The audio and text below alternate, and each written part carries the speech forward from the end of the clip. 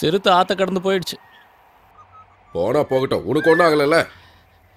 ஒரு செகண்ட் கிடைச்சிருந்தா சிறுத்தையோட நெஞ்சு செதறி இருக்கும். அந்தோனியா ஆண்டரும் சேர்ந்து இந்த விஷயத்துக்கு ஒத்துக்கிட்டப்பவே மனசுக்கு தோணுச்சு 2 பேரும் சதி பண்ண போறானுங்க. அந்த பாவிகளை கொல்லணும். இப்படி யாராவது பண்ணுவாங்களாயா? எதுக்கே உனக்கு இப்படி ஒரு மருமக? நாட்டுக்கும் பிரயோஜனம் இல்லை, வீட்டுக்கும் பிரயோஜனம் இல்லை. விளங்காதவன். மருமகனா போயிட்டானே, கொல்லவா முடியும்? கொல்லணும் அந்த நாதாரி பசங்களை. சோத்துல விஷத்தை வச்சு கொன்னாலும் தப்பு இல்ல. அது ஆத்த கடந்து தான் போயிருக்கு, இன்னும் ஊரை விட்டு போல. அடிபட்ட சிறுத்தை, எல்லாரும் ஜாக்கிரதையா இருங்க. அது பழையபடி காட்டில் போய் இற தேட முடியாது, இங்கே தான் வரும்.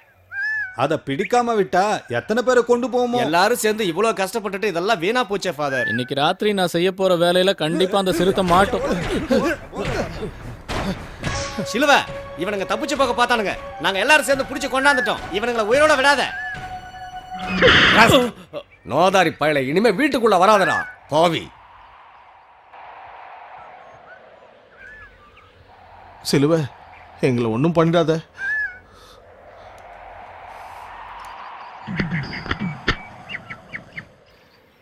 என்ன கொல்றதா இருந்தா அப்புறமா கூட கொண்டு இருக்கலாம்.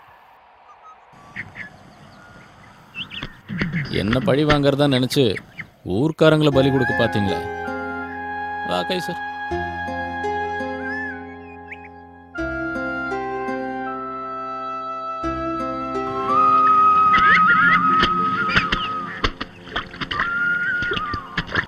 துவைக்கிறதுக்காக தான் இங்க வந்தேன். நான் போயிடுறேன். பரவாயில்ல சிலுவ, அது அங்கேயே வெயி, நான் துவைச்சு தரேன். ஐயோ வேண்டாம். அட பரவாயில்ல, குடுப்பா. சிறுத்தை உங்க மேல விழுந்தப்ப நாங்கெல்லாம் பயந்துட்டோம். நாங்கெல்லாம் உங்களுக்காக வேண்டிக்கிட்டோம். இன்னையோட அதோட ஆயுஸ் முடிய போகுது. ஒரு ஆட்டை இறையா வச்சு அதை பிடிக்க போறேன். நல்ல இறதா.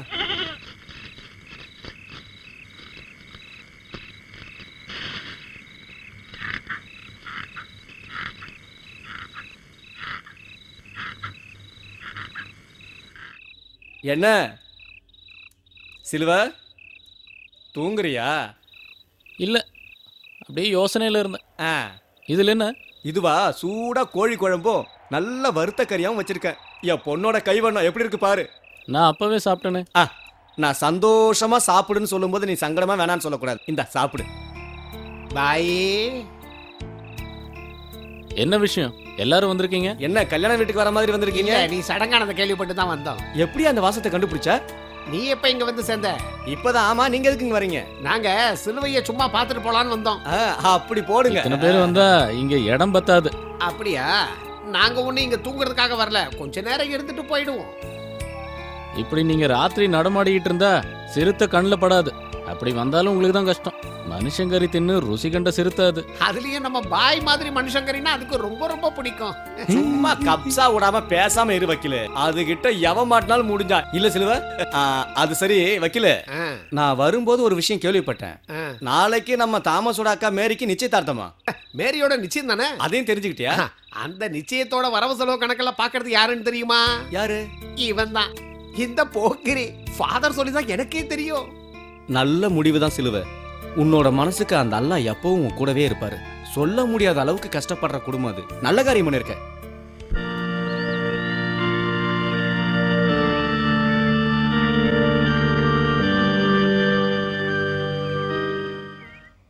மாப்பிள்ள வரல, போய் என்னாச்சுன்னு கேளு.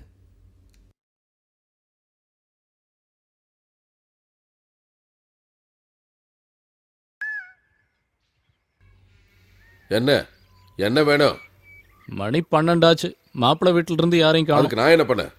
இல்ல நீங்க தானே. நான் தான் பார்த்து வச்சேன். ஆனா அவங்க வரமாட்டாங்க. சிலுவையோட ஒப்பாட்டியை கட்டுறதுக்கு அவங்களுக்கு விருப்பம் இல்லையா? லெட்டர் போட்டிருக்காங்க. ஃபாதர், நான் ஒரு தப்பு பண்ணலையே. யார் சொன்னது? பாதிக்கப்பட்ட குடும்பத்தை இவ்வளவு நாள் காப்பாத்துறல, இந்த ஊருக்காக உன் உயிரை பணைய வச்சு காவல் நிக்கிறல, இதெல்லாம் தப்பு தானடா. நான் சோறு போட்டு வளர்த்தவன், என் மேல நம்பிக்கை இல்லையா? இந்த விஷயத்துக்கு நீங்களும் உடந்தையான்னு கேட்டு எனக்கு லெட்டர் எழுதிருக்கான். அந்த பொண்ணுக்கு இப்ப எப்படி சமாதானம் சொல்றது?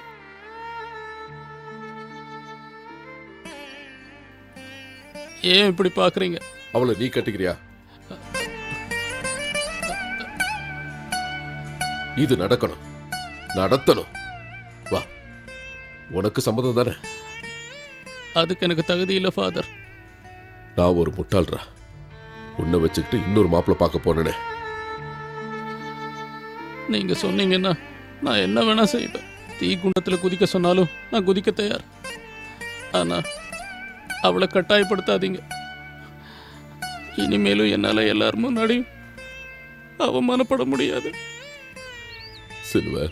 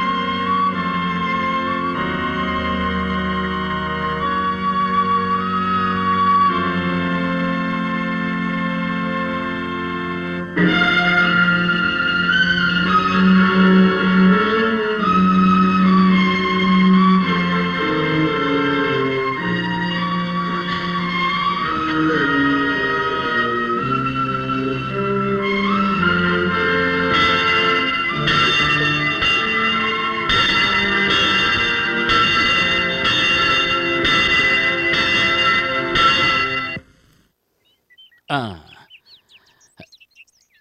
அப்படி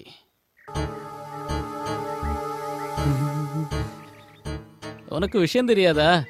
திடீர்னு எடுத்த முடிவு, அதனால தான் உன்னை கூப்பிடல. நீ கோபமா இருக்கியா? உன் கோபத்தை எப்படி மாத்தணும்னு எனக்கு தெரியும். தொடாத. ஓ, உன் கோபம் எனக்கு தெரியாது? என்ன தொடாதன்னு சொன்ன. ஆ, நீ நன்றி இல்லாதவ. நீ ஒரு ஏமாத்துக்காரு, மோசக்கார, துரோகி. நான் உன்னை பார்க்க கூடாது. இனிமே இந்த ஊருக்குள்ள இருக்காத. அவளை கூட்டிட்டு என் கண்ணு முன்னாடி இருந்து போயிடு. இல்லன்னா இல்லன்னா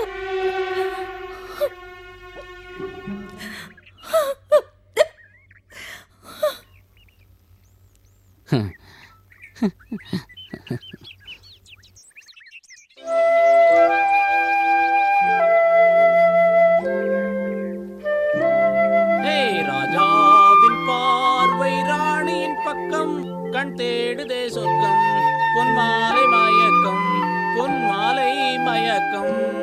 ராஜாவின் பார்வை ராணியின் பக்கம், கண் தேடுதே சொர்க்கம், பொன்மாலை மயக்கம். ராஜாவின்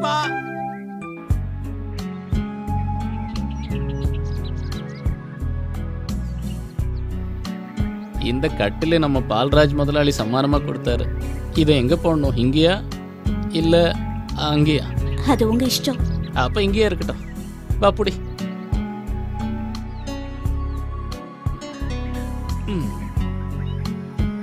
என்ன சிலுவை, கட்டெல்லாம் பலமா இருக்கு. நம்ம அந்தோனிய நாய் கடிச்சது இல்ல, ஆ? விஷம் ஏறி அவனுக்கு ரேபிஷ் வந்துருச்சு. எப்போ? நான் இப்பதான் கேள்விப்பட்டேன். அங்கதான் போறேன். நானும் வரேன். வா வா வா.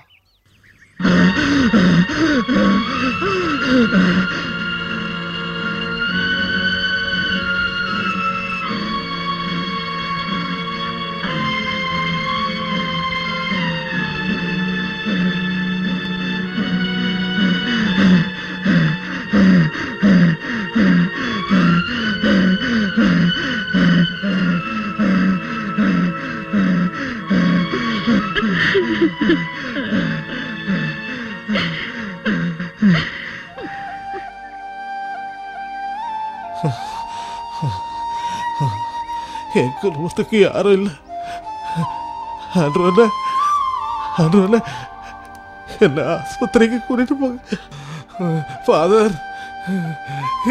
என்ன காப்பாத்துங்க ஃபாதர். ஆண்டவரே,